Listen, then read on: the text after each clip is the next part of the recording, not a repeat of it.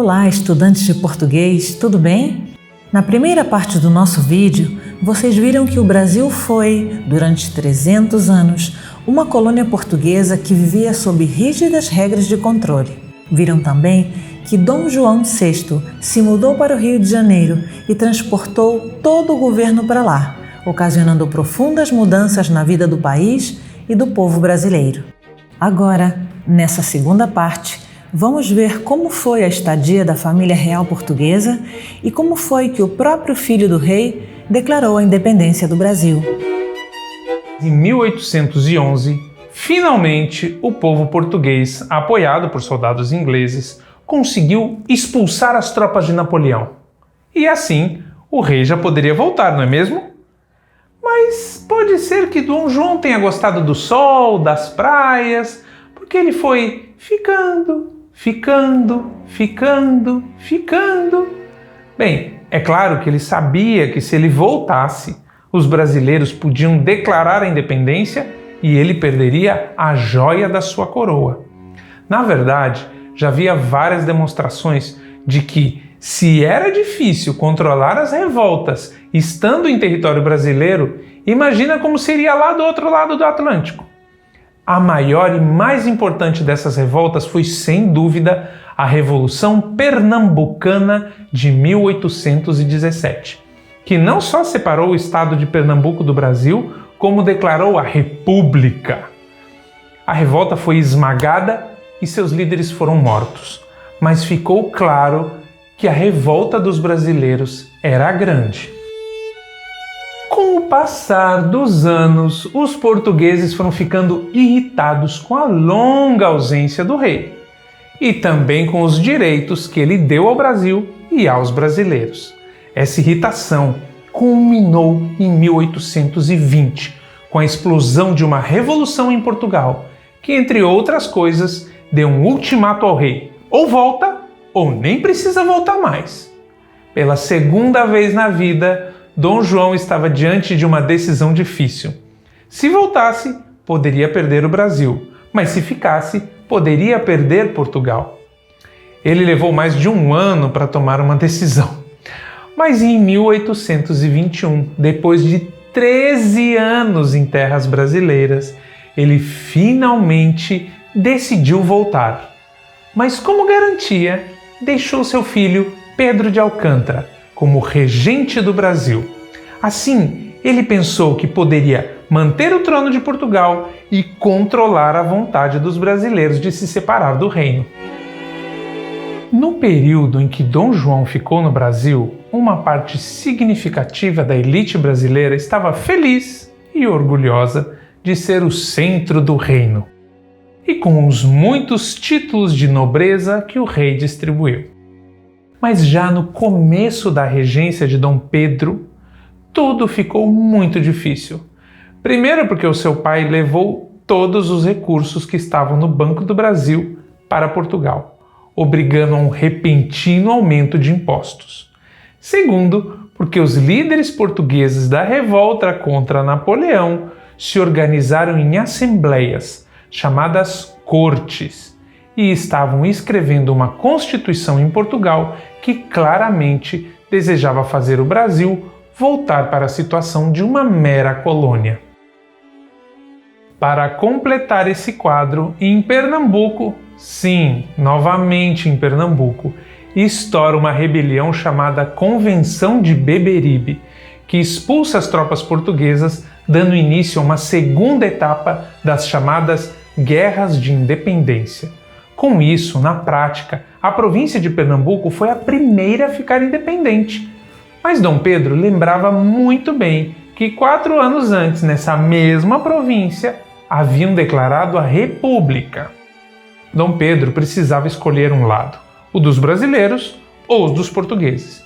E mesmo tendo nascido em Portugal e sendo o futuro rei daquele país, cada vez mais o príncipe escolhia o lado dos brasileiros.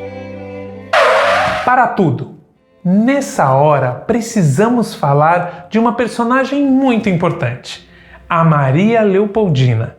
Essa aqui da foto, ó. Ela era filha do imperador da Áustria. Quando Leopoldina chegou ao Brasil, ela gostou do Dom Pedro, apesar dela gostar muito de ler e o príncipe não se interessar nem um pouco nem por ciência nem por literatura. Mas ela se apaixonou mesmo foi pelo Brasil. Apesar de perceber o atraso cultural e econômico da vida ao seu redor, ela acreditava que o Brasil independente podia ser um país rico e poderoso.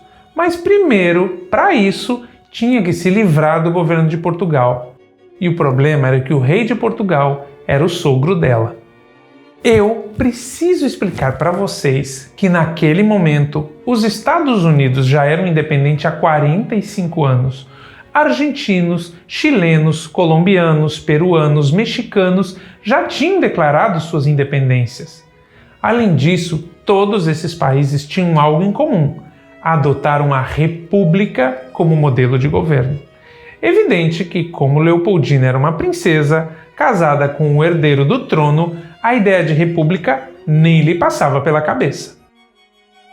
Com a volta do rei a Portugal, os impostos pagos pelos brasileiros voltaram a ser enviados para Lisboa. E isso aumentou muito o número de defensores da independência. Mas nem todos queriam a separação por puro idealismo. Os senhores de escravos, por exemplo, queriam um governo forte, com um exército forte, que resistisse às rebeliões, principalmente os quilombos. Quilombos eram comunidades de escravos fugitivos que resistiam, inclusive militarmente, às tentativas de reaprisionamento. Eram muitos interesses conflitantes e muita gente acreditava que o destino do Brasil seria uma sangrenta guerra civil que terminaria com a divisão em vários países. Tudo que o Brasil precisava nesse momento era de um herói como Artigas, como Bolívar, como San Martín. Mas quem apareceu foi um velho cientista. Apresento a vocês José Bonifácio de Andrada e Silva, patrono da independência do Brasil. José Bonifácio era filho de uma família rica de Santos, cidade próxima de São Paulo. Graças a isso, ele pôde ir à Europa e estudar mineralogia. Depois de passar 30 anos em viagens de estudo, ele se tornou um naturalista famoso. Inclusive, entre as suas descobertas está a petalita, um mineral que hoje é a base do lítio, com quais são feitas as baterias de celular. Ele era tão famoso como naturalista que uma rocha ganhou seu nome, é a andradita.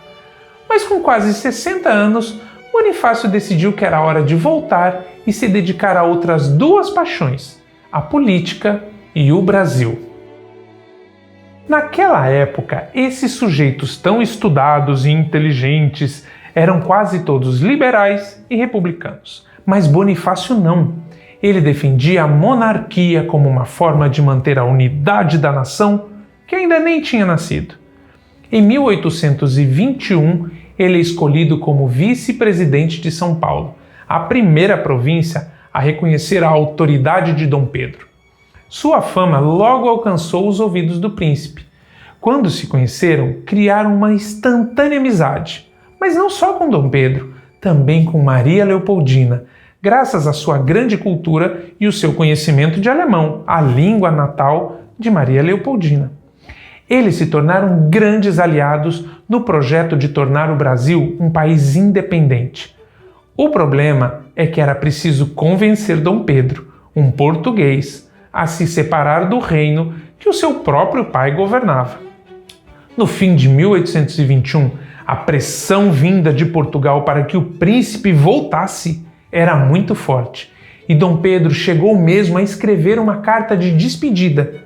Mas isso foi em 1821, porque aí começou 1822, e depois de 1822 nada mais seria o mesmo.